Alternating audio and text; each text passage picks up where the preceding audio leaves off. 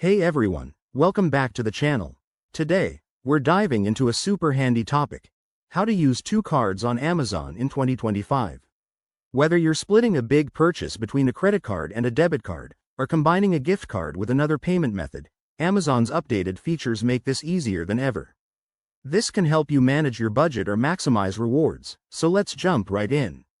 First things first, make sure you're logged into your Amazon account. If you aren't, head over to the Amazon website or app and sign in with your credentials.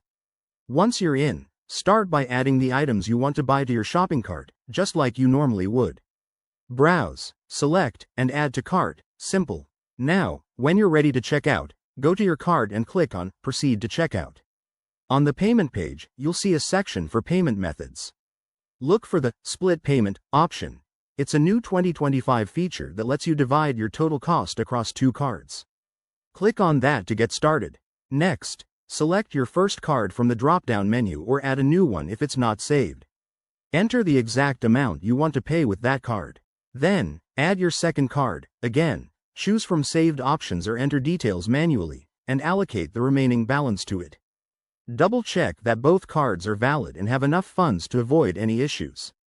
Before you finalize, review your order details, including shipping and totals. Once everything looks good, tick the Terms and Conditions box and hit Place Your Order. Your payment will be processed smoothly across both cards. A quick tip: if you're using gift cards, apply them first in the payment section as they might cover part of the cost automatically. Also, in 2025, Amazon has minimized fees for split payments, but always check for any bank-specific charges. That's it. You've just mastered using two cards on Amazon. If this helped, hit that like button, subscribe for more tech tips, and drop a comment below. Thanks for watching, and see you next time.